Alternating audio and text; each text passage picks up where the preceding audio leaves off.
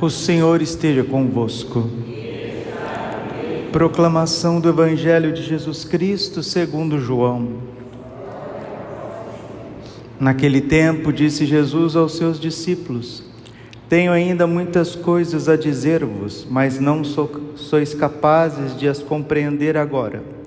Quando, porém, vier o Espírito da verdade, ele vos conduzirá à plena verdade, pois ele não falará por si mesmo, mas dirá tudo o que tiver ouvido, e até as coisas futuras vos anunciará. Ele me glorificará, porque receberá do que é meu, e vô-lo anunciará.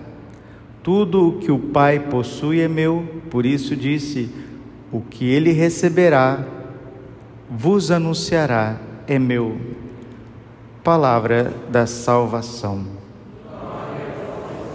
Ave Maria, cheia de graça, o Senhor é convosco. Bendita sois vós entre as mulheres, bendito é o fruto do vosso ventre, Jesus. Santa Maria, Mãe de Deus, rogai por nós, pecadores, agora e na hora de nossa morte. Amém. Vinde, Espírito Santo, vinde por meio da poderosa intercessão do Imaculado Coração de Maria, vossa amadíssima esposa. Podemos sentar um pouquinho. Jesus, manso e humilde de coração. Jesus está na última ceia, no cenáculo, despedindo dos seus apóstolos e falando coisas muito profundas a respeito do Espírito Santo. O Espírito Santo é a terceira pessoa da Santíssima Trindade. É somente pelo Espírito Santo que a gente reconhece que Jesus é Deus. 1 Coríntios capítulo 12, versículo 3. Ninguém pode dizer que Jesus Cristo é o Senhor senão na ação do Espírito Santo. O Espírito Santo é o amor do Pai e do Filho que é derramado nos nossos corações pela paixão de Cristo. Se Jesus não morresse na cruz, o Espírito Santo não viria. Jesus é a porta do Espírito Santo. João 19:34. E quando o soldado abriu-lhe o lado, imediatamente jorrou sangue e água. No quadro de Santa Faustina, Jesus misericordioso, Jesus quis que esse sangue e água ficassem visíveis para a igreja. Ó sangue e água, que jorrastes do coração de Jesus como fonte de misericórdia para nós, eu confio em vós. O Pai envia o Filho, e o Filho, junto com o Pai, enviará o Espírito Santo. E sem o Espírito Santo, ninguém é santo. Sem a força do Espírito Santo, ninguém pode absolutamente nada, porque Jesus está aqui há 3 anos com os apóstolos, ensinando, catequizando, muito mais, testemunhando a sua divindade, ao curar os leprosos, os cegos, os paralíticos, andar sobre as águas, ressuscitar os mortos, multiplicar os pães, expulsar os demônios, fazer calar os seus inimigos. Jesus está mostrando que Ele é Deus, mas sem o Espírito Santo, nosso Senhor está ensinando para eles: vocês não vão entender absolutamente nada. Vocês acham que está entendendo alguma coisa? Vocês acham que tem compreensão do que eu estou tentando mostrar para vocês? Vocês até têm boa vontade de entender, mas se o Paráclito não vier, vocês ainda vão continuar numa certa obscuridade. Tenho muitas coisas, versículo 12, João capítulo 16, versículo 12. Tenho ainda muitas coisas a dizer-vos, mas não sois capazes de as compreender agora. Versículo 13. Quando, porém, vier o Espírito da verdade, ele vos conduzirá à plena verdade, pois ele não falará por si mesmo, mas dirá tudo o que tiver ouvido, e até as coisas futuras ele vos anunciará. Jesus está falando da igreja. Jesus está mostrando para os apóstolos não têm compreensão do que seria os 7 sacramentos certinhos, os 10 mandamentos, o Santo Rosário, a sucessão dos apóstolos. Os apóstolos não tinham compreensão dessas coisas. Para eles o reino de Deus ia chegar naquele momento, e já passou 2000 anos, e Jesus ainda não veio na sua glória. É só o Espírito Santo que pode abrir para nós a compreensão da história. Aí depois, a um desses apóstolos, Deus vai mostrar o desfecho da igreja e da história, que é o livro do Apocalipse.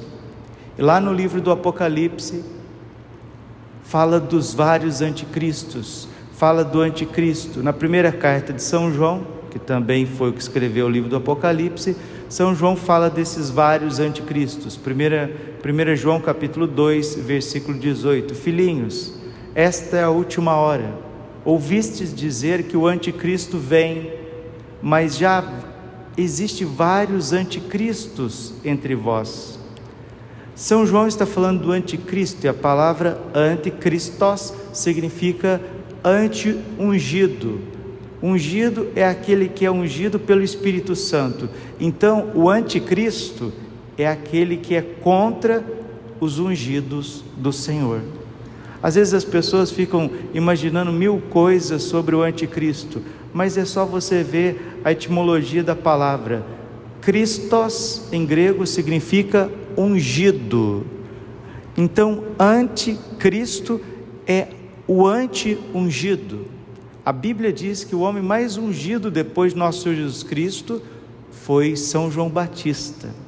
São João Batista era cheio do Espírito Santo de tal forma que Herodes e aquela dinastia não suportou a sua unção. E ali, aquele banquete macabro, pediram a cabeça de São João Batista numa bandeja, porque não suportava a unção daquele santo, daquele homem. Quando Jesus nasceu, Jesus Christos, Jesus ungido, mesmo Herodes pediu para matar todas as crianças abaixo de 2 anos de idade, porque ele não suportava o Espírito Santo, não suportava a unção dos santos. Essa unção, que é o Espírito Santo, é que nos faz horríveis ao anticristo. E São João diz que ao longo da história existem vários anticristos. E quem são esses anticristos que São João diz na sua primeira carta? Cada fase da história, esse anticristo se personifica de uma forma. Na época de nosso Senhor Jesus Cristo, quando ele nasceu, e a perseguição foi a dinastia herodiana. Herodes perseguiu Jesus para matá-lo, matou São João Batista, matou o primeiro apóstolo, São Tiago, irmão de São João. Ali se personificava o anticristo daquela época. Passado essa fase apostólica, veio a fase dos mártires. Quem que perseguiu os mártires até matá-los? Os imperadores romanos. Então o anticristo, naquele momento da história, há vários anticristos, ele se escondia através dos imperadores romanos. Passada essa perseguição dos cristãos, surgiu o Islã. E o islamismo impedia que o cristianismo propagasse e começou a perseguir os cristãos. Ali se personificou o anticristo, na fase dos padres da igreja, dos grandes doutores. Na Idade Média, o anticristo personificou através do Império Otomano, que queria tomar a Europa e destruir a igreja. E de Martinho Lutero até os nossos dias, aonde que se personifica o anticristo? Justamente nessas ideologias revolucionárias: protestantismo, iluminismo, comunismo e globalismo. Há vários anticristos. Mas padre, o Apocalipse capítulo 13 fala que vai surgir um anticristo em pessoa. Isso, no Apocalipse 13 fala de 2 anticristos, um político e um religioso. Ai padre, nós chegamos na fase desse anticristo do Apocalipse 13? Não sei. Só Deus sabe. Mas o que a Bíblia revela para nós é que o anticristo se personificará num governo global e numa religião universal. Isso vocês não podem esquecer. Um governo global controlando o poder de compra e venda, a questão monetária, e uma religião sincrética, onde vai fazer uma miscelânea de todos os credos, impedindo que a verdade católica, a verdade cristã seja propagada. Esse é o anticristo.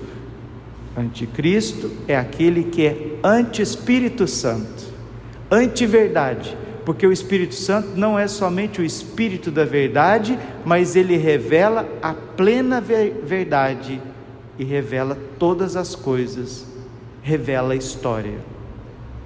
Então nós temos esta grande batalha, meus irmãos, conviver com os vários anticristos, dentro da igreja, heresias, cismas, apostasias, fora da igreja, os impérios e a perseguição.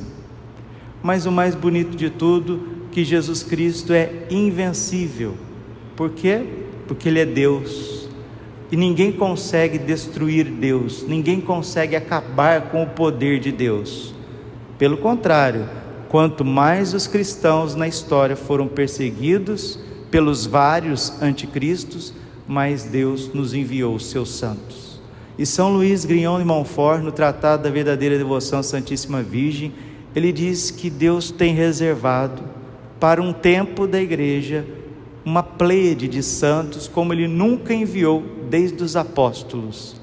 E São Luís chama estes santos de Sheol, de uma têmpera extraordinária.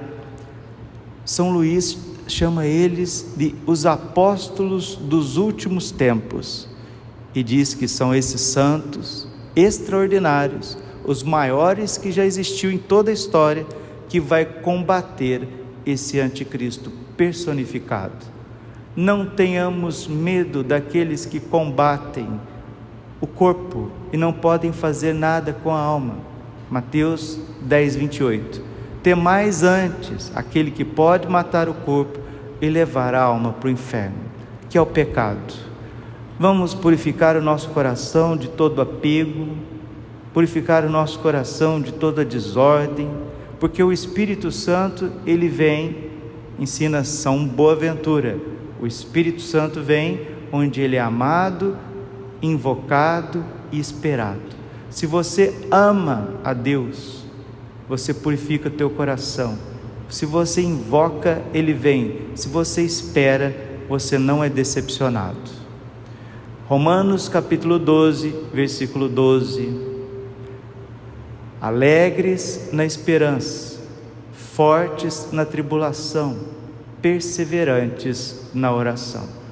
Aconteça o que acontecer, a nível de Brasil e de mundo, que o teu coração seja a casa de Deus, Elizabeth, casa de Deus. Purifique o seu coração para que você receba o dom que procede do Pai e do Filho, e com o Pai e o Filho é adorado e glorificado. O Espírito Santo quer morar em nós, ele quer transbordar em nós, mas ele precisa encontrar a casa arrumada. Padre, como eu faço para arrumar a minha casa para receber o Espírito Santo? Esteja na amizade com Deus. Ouvimos no Evangelho de domingo, João 15, versículo 14: sereis meus amigos se fizerdes o que eu vos mando. João 15, versículo 12: este é o meu novo mandamento, amai-vos uns aos outros como eu vos tenho amado. Amizade com Deus através de uma vida reta, de uma vida honesta, de uma vida sem pecado. Está lá no Salmo 118, versículo 1: feliz o homem sem pecado em seu caminho, que na lei do Senhor Deus vai progredindo. Está na amizade com Deus? Não tem pecado mortal? Está comungando o corpo e sangue de Cristo? Agora, mortificação dos olhos, dos ouvidos, dos sentidos, do paladar, do tato, do olfato, a mortificação pura e simples. Depois a mortificação da inteligência, da memória, a renúncia e a vida de oração básica. Rezar, nem que seja vocalmente, uma ladainha do Espírito Santo, rezar vocalmente uma ladainha do coração de Jesus. Aqueles que sabem cantar, pode cantar as ladainhas, pode cantar o Veni Creator. O Espírito Santo, ele vem onde ele é desejado, onde ele é esperado, onde ele é invocado e onde ele é amado. E quem tem o Espírito Santo tem tudo. Padre Pio foi o que foi porque ele tinha o Espírito Santo. São João Bosco tinha o Espírito Santo, São Luís Grião de Montfort tinha o Espírito Santo. Os santos são santos por causa do Espírito Santo, e o tanto quanto uma pessoa é santa é o tanto quanto ela tem o Espírito Santo. Tenho ainda muitas coisas a dizer-vos, mas não sois capazes de as compreender agora. Quando, porém, vier o Espírito da verdade, o Espírito católico, o Espírito que é a alma da Igreja Católica, ele vos conduzirá à plena verdade, aos dogmas, à fé católica, ao catecismo, à compreensão profunda das Sagradas Escrituras. Pois ele não falará por si mesmo, mas dirá tudo o que tiver ouvido, e até as coisas futuras ele vos anunciará. Vamos apressar este novo Pentecostes, meus irmãos, com uma vida santa, uma vida reta, mortificada, e que os anticristos que existem dentro da igreja e fora da igreja não consiga, de modo algum, afastar-nos de Deus. Não houve anticristo que afastou Nossa Senhora de Jesus. Não houve perseguição que afastou os mártires de Jesus. Não houve heresia que afastou os santos papas de Jesus. E agora, nesse tempo de tribulação, de tempestade, onde tudo é confuso, onde um relativismo, uma pluralidade de ideias ficam pululando na nossa mente, precisamos estar firmes na fé, porque nenhum mal, nem mesmo o anticristo em pessoa, o poder global, o governo mundial, a religião universal, a religião que vai banir toda espécie de dogma, que nada disso nos impeça de celebrar a Santa Missa, de debruçar sobre as Sagradas Escrituras, de ter comunhão com São Pedro, São Paulo, São Tiago, São João, e de esperar um novo céu e uma nova terra. Que venha a nós, Senhor, o vosso reino, e seja feita a vossa vontade, assim na terra como no céu. Glória ao Pai, ao Filho e ao Espírito Santo, como era no princípio, agora e sempre, por todos os séculos dos séculos. Amém. Coração Imaculado de Maria, confiança, saúde e vitória.